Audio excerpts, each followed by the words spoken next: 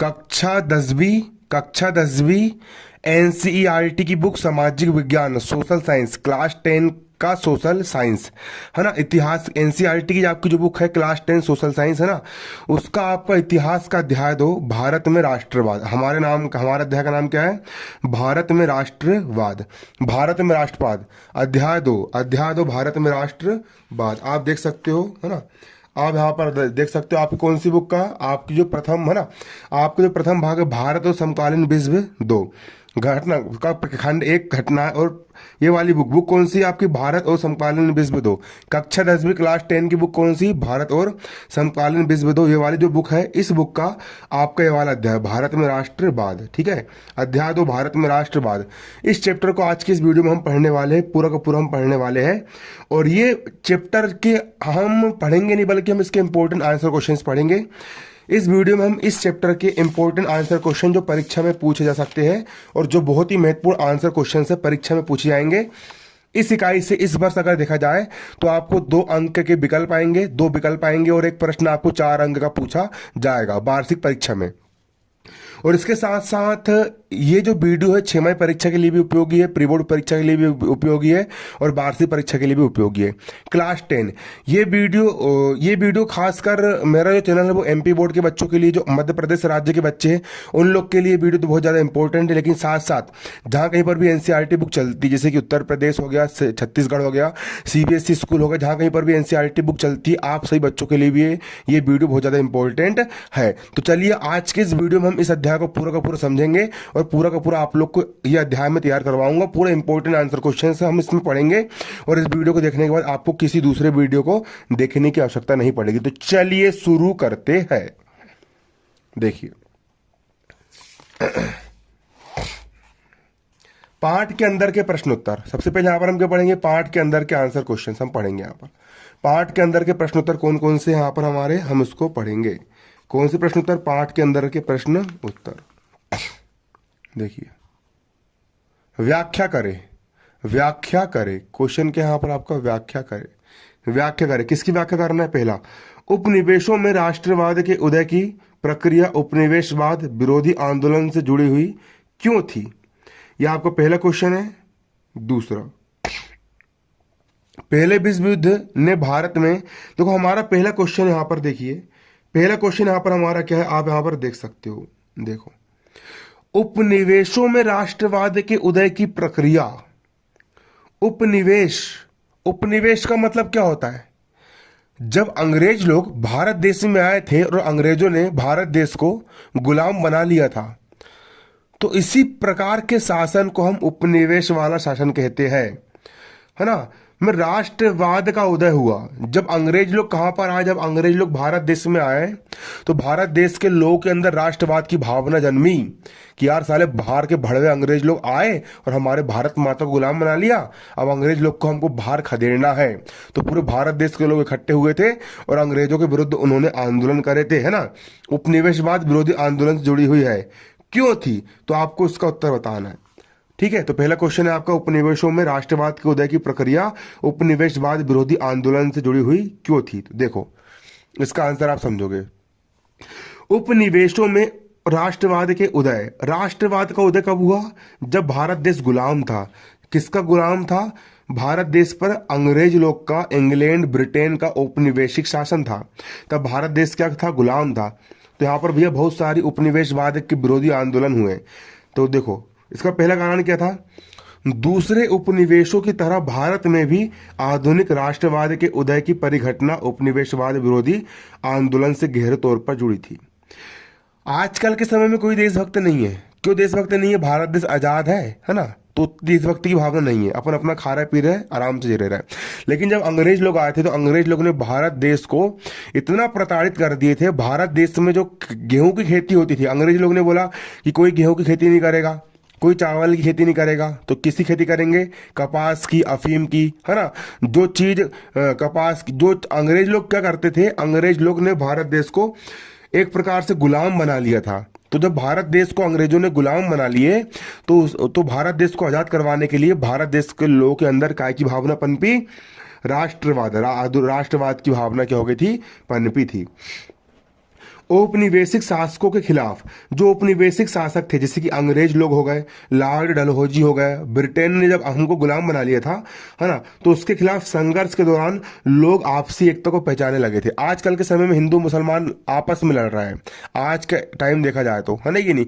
लेकिन जब अंग्रेज लोग थे तो पूरा भारत देश एक हो गया था, हिंदू हो, मुसलमान हो, सिख हो, ईसाई हो, पूरा भारत देश एक हो गया था और सभी लोगों ने मिल करके अंग्रेजों के खिलाफ लड़ाई लड़ी थी और सभी लोग आपस में एकता में बंध गए थे। अगला, उत्पीड़न और दमन के साझा भाव ने विभिन्न समूहों को एक दूसरे से बांध दिया था।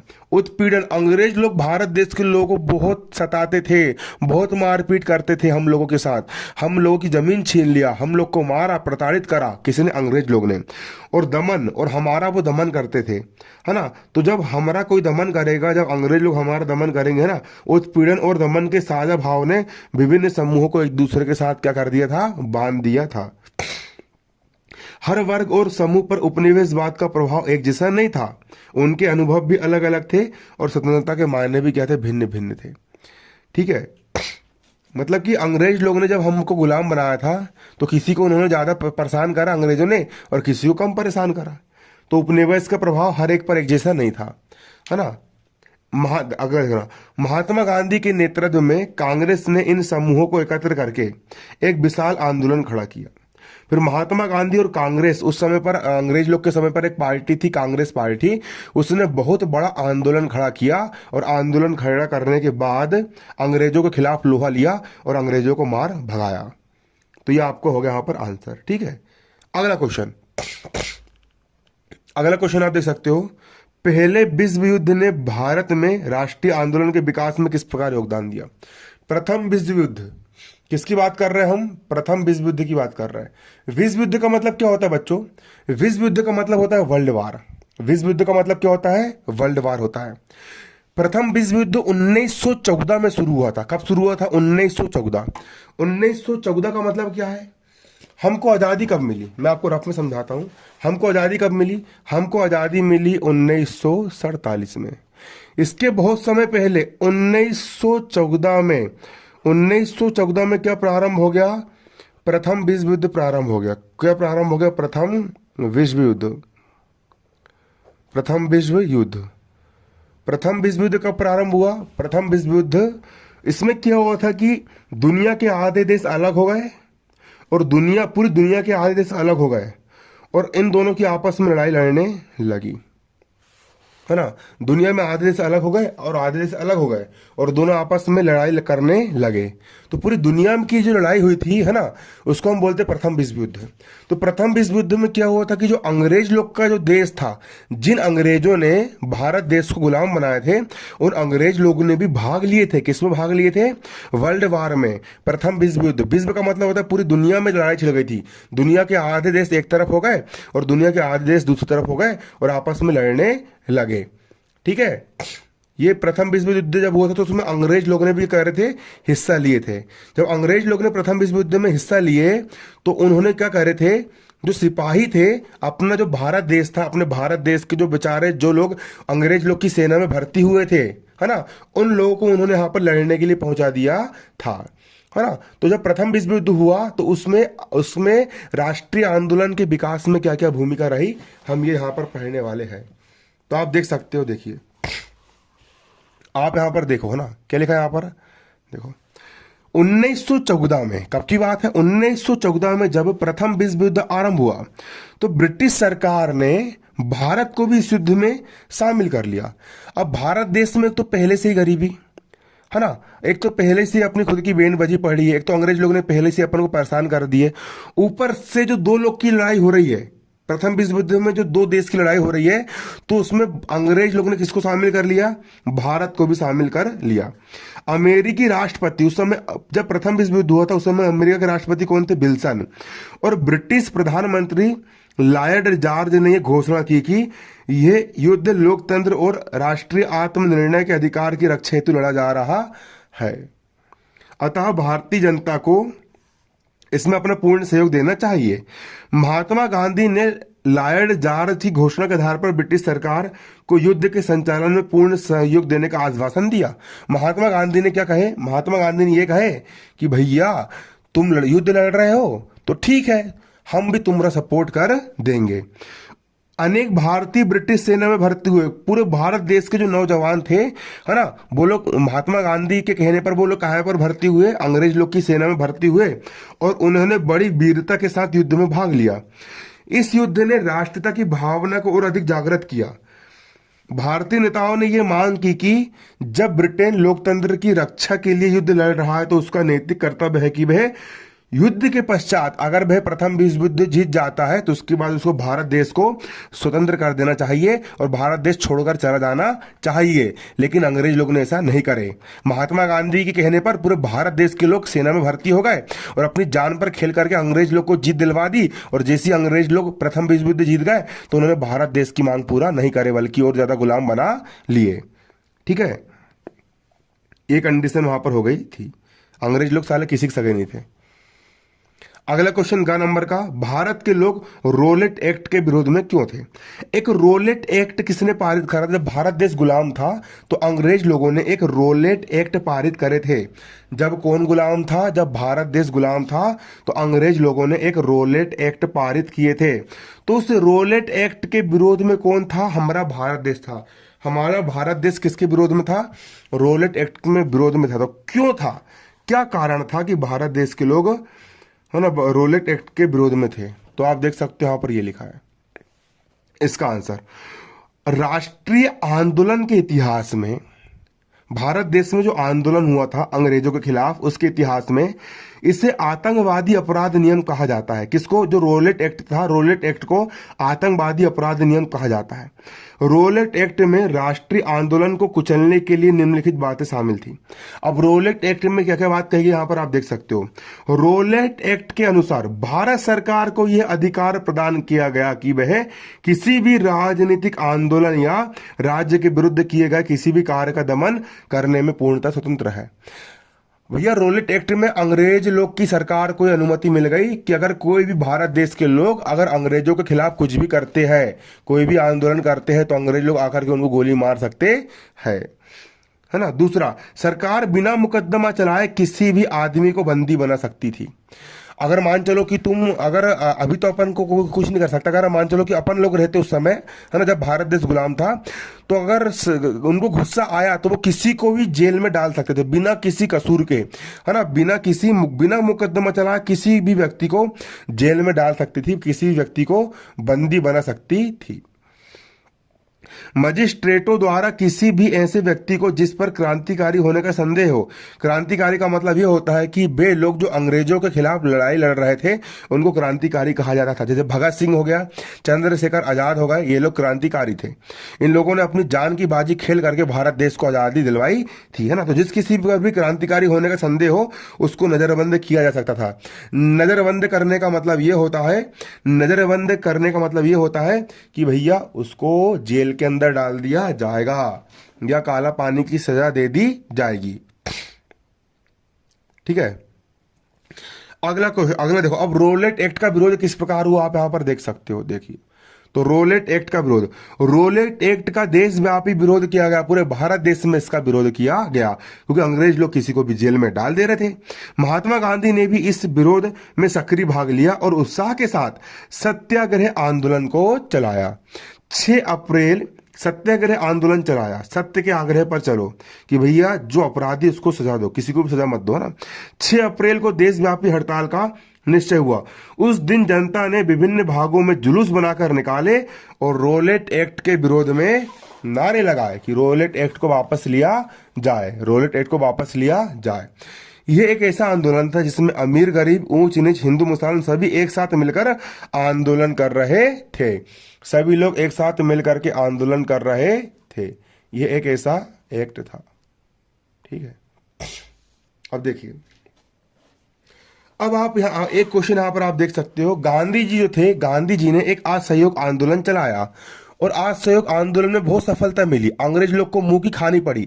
लेकिन असहयोग आंदोलन को वापस लेने का फैसला क्यों करे? गांधी जी ने असहयोग आंदोलन चलाए और असहयोग आंदोलन में अंग्रेज लोग की कमर भी तोड़ दी। लेकिन फिर ऐसी क्या कारण हुआ कि भैया गांधी जी ने एकदम से असहयोग आंदोलन को वापस ले लिया? क्यों लिया? तो देखिए, इसका हम यहाँ पर आंसर देखेंगे, आप देख सकते हो। क्यों करे यहां पर आप देख सकते हो, देखो ना। असहयोग आंदोलन जिस समय तीव्र गति से चल रहा था, जिस समय असहयोग आंदोलन तेजी के साथ चल रहा था, उस समय ही एक दुर्घटना हो गई भैया, जिसके कारण गांधी जी को आंदोलन समाप्त करना पड़ा। कब की घटना है ये? 5 फरवरी 1922। ठीक है, आज से 100 साल पहले की घटना है ना। अभी 2021-22 चल रहा है, आज से 100 साल पहले 1922 है ना। अब 5 फरवरी 1922 को गोरखपुर जिले में, कहां पर? गोरखपुर जिले में चोरी चोरा नामक स्थान पर, कहां पर? गोरखपुर जिले के चोरी चोरा नामक स्थान पर गांव की उत्तेजित भीड़ ने, गांव की एक जो भीड़ थी वो उत्तेजित हो गई है ना, उत्तेजित भीड़ ने पुलिस थाने में क्या लगा दी? आग लगा दी। गांव की उत्तेजित भीड़ ने पुलिस थाने में आग लगा दी। गांधी जी अहिंसात्मक आग लगा दी। अंग्रेज लोग का जो पुलिस थाना था उसको गांव के लोगों ने जला डाले। अच्छा जला है, मैं तो बोलता हूं। लेकिन गांधी जी बोलते थे कि भैया हमको मार काट पसंद नहीं है, कोई हमरे एक गाल पे थप्पड़ मारेगा तो हम दूसरा गाल भी आगे कर देते हैं। तो गांधी जी हिंसा से अहिंसात्मक आंदोलन में विश्वास करते थे। उनका मानना था कि कोई हम मारेंगे काटेंगे कुछ नहीं करेंगे, हम सिर्फ विरोध करेंगे ना। अतः इस हिंसात्मक घटना से उनके सिद्धांतों को आघात पहुंचाया कि भैया हमको लड़ाई नहीं करना चाहिए। उन्होंने जलाया तो जलाया क्यों? क्योंकि 20-25 पुलिस वाले उसमें जल के मर गए थे ना। अनेक राष्ट्रीय नेताओं के द्वारा मना किए जाने पर भी 11 फरवरी 1922 को उन्होंने अपना आंदोलन बंद कर दिया, है ना। यह प्रथम आंदोलन था जिसने राष्ट्रव्यापी रूप धारण किया था, पूरे देश में चल रहा था। और गांधी जी अगर इसको वापस नहीं लेते तो कई लोग का मानना यह था कि भारत देश आजाद हो जाता, लेकिन गांधी जी ने वापस ले लिया ना। 2 दिन के बाद ही, जैसे उन्होंने आंदोलन को वापस लिया, सिर्फ 2 दिन के बाद ही अंग्रेज शासन द्वारा महात्मा गांधी को 6 साल के लिए जेल में डाल दिया गया। ये काम कंडीशन यहां पर हो गई थी। ठीक है बच्चों, अगला क्वेश्चन यहां पर आप देख सकते हो। अगला क्वेश्चन यहां पर आपका क्या है? दूसरा प्रश्न है आपका, सत्याग्रह के विचार का क्या मतलब है? सत्याग्रह के विचार का क्या मतलब है? तो देखो, सत्याग्रह के विचार में सत्य की शक्ति, सत्य और आग्रह मतलब सत्य की ओर चलना। सत्याग्रह के विचार में सत्य की शक्ति पर आग्रह और सत्य की खोज पर जोर दिया जाता था।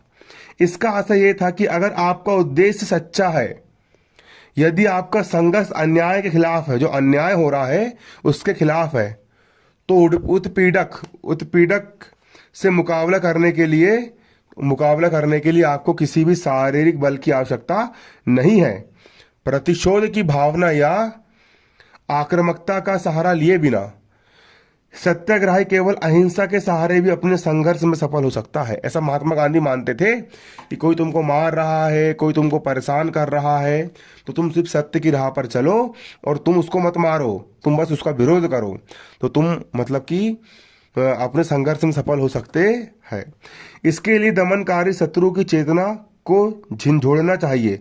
दमनकारी शत्रु को यह बताना चाहिए कि भैया तुम गलत कर रहे हो, तुम हमारे ऊपर अत्याचार करके तुम गलती कर रहे हो। उत्पीड़क शत्रु को ही नहीं बल्कि सभी लोगों को हिंसा के द्वारा सत्य को स्वीकार करने पर विवश करने के बजाय सच्चाई को देखने और सहज भाव से स्वीकार करने के लिए प्रेरित किया जाना चाहिए। इस संघर्ष में अंततः सत्य की ही क्या होती है? जीत होती है। ये सत्याग्रह का विचार है कि सत्य की राह पर चलो। आज के लिए इतना ही। धन्यवाद। जय हिंद, जय भारत।